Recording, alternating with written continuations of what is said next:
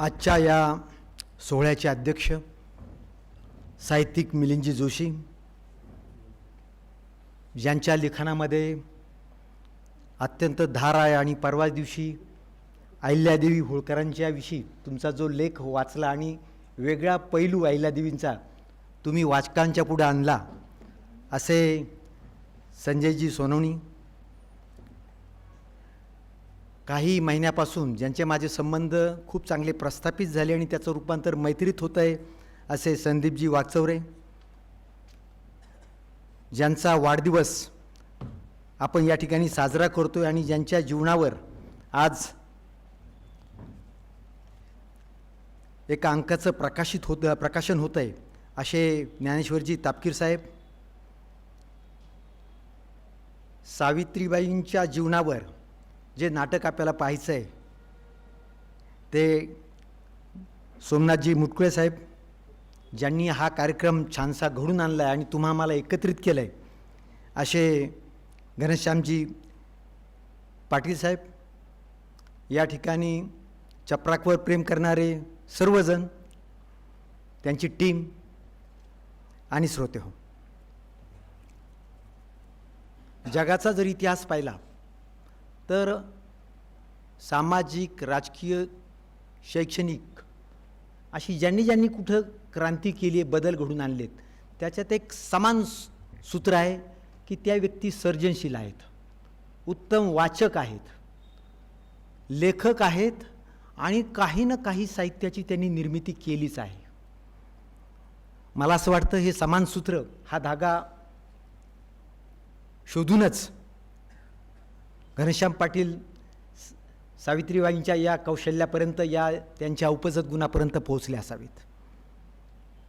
ज्यांनी स्त्री शिक्षणाची पायाभरणी या महाराष्ट्रात नव्हे तर भारतात केली, त्यांचा काव्य फुले हा संग्रह आज प्रकाशित होतो आहे. फार आनंदाची गोष्ट आहे. ज्यावेळेस त्यांनी मला प्रश्न विचारला की तुम्हाला ही माहिती आहे का की सावित्रीबाई फुले ह्या कवी होत्या, मी अगदी स्पष्ट शब्दात सांगितलं की नाही. म्हणजे शिक्षण क्षेत्रात इतक्या वर्ष काम करून देखील हे बहुतेक जणांचं जे अज्ञान राहिलं ते अज्ञान ते वास्तव आहे आणि ते आपण मान्यही केलं पाहिजे. अशा सावित्रीबाईंवर की ज्यांना आधुनिक काव्याची जननी आपण म्हटलं पाहिजे, रचयित्री, कवयित्री, त्यांनी रचयित्री हा शब्द सुंदरपैकी वापरला, त्यांच्याविषयी कृतज्ञता व्यक्त करणारा आणि त्यांचं कार्य प्रकाशात आणणारा हा सोहळा आहे. मी ते काव्यपुस्तक चाळलं, पूर्ण वाचलं असं मी म्हणणार नाही, परंतु आपल्या गुरुविषयी, आपल्या पतीविषयी की ज्याला त्यांनी गुरु मानलं होतं, त्यांच्याविषयी त्यांच्या काव्यातून, त्यांच्या प्रतिभेतून कृतज्ञता आणि कृतज्ञताच व्यक्त होते.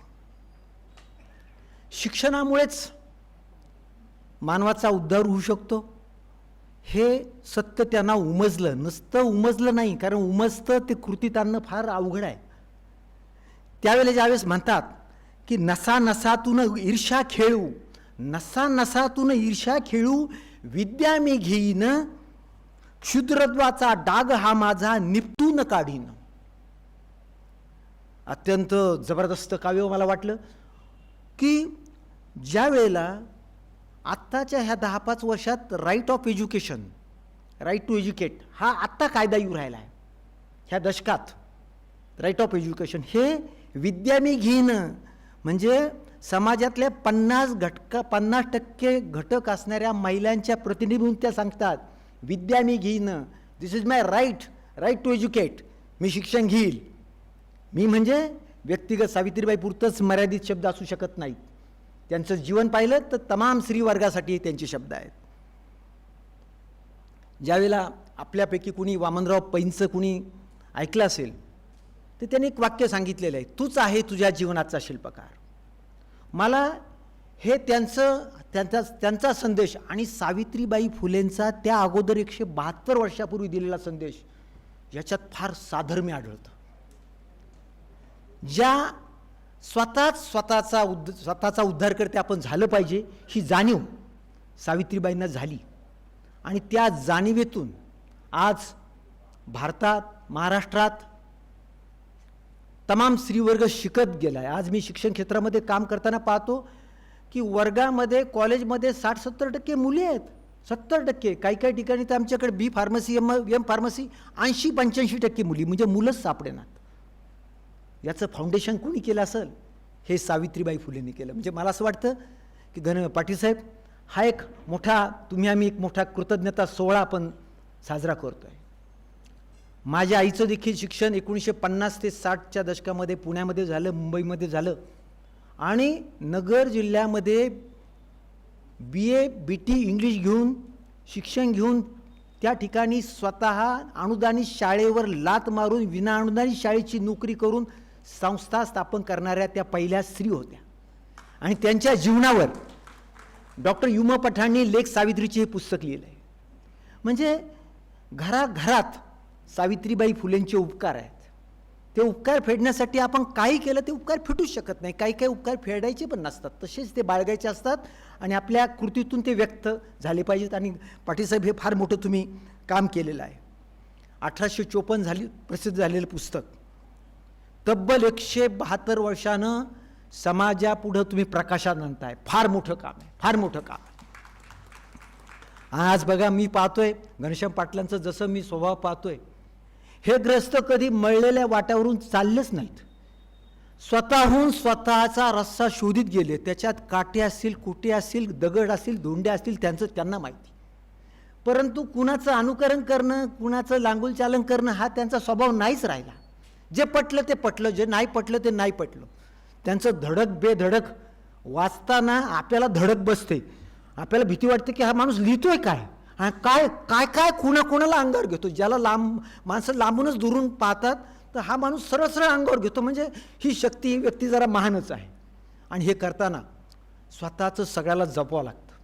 मी पाहतो हे सगळं करीत असताना मला नाही वाटत त्यांना काही पैशाचं अर्थशास्त्र कळालं असेल. मला तर काही जे कळतंय ना, पैशाचं अर्थशास्त्र ह्या बाबाला कळालं असं माझ्यावरचा विश्वासच नाही. ते काम करतोय झपाटलेला माणूस, आणि त्याच्यामुळे या माणसाच्या जवळ जायचं तरी भीती वाटते, आणि दूर ठेवायचं तरी अधिक भीती वाटते. दूर ठेवायचं तर एवढा चांगला माणूस सोडायचा कसा, आणि धडक तर ती धडक आपल्याला धडक बसली तर काय करायचं. म्हणजे असं हे मजेशीर आणि भारी व्यक्तिमत्व आहे, पण अत्यंत प्रामाणिक, निष्ठुरपणे निर्मळ व्यक्तिमत्व.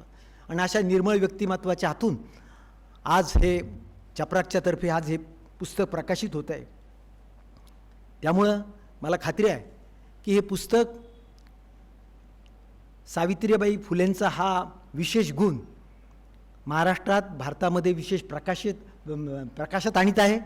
आणि आज योग असा की त्यांची धर्मपत्नी ज्योतिताईंचा देखील आज वाढदिवस आहे. म्हणजे क्रांती ज्योती सावित्रीबाई फुले यांच्या पुस्तकाच्या प्रकाशनाच्या दिवशी ज्योतिबाईचा वाढदिवस.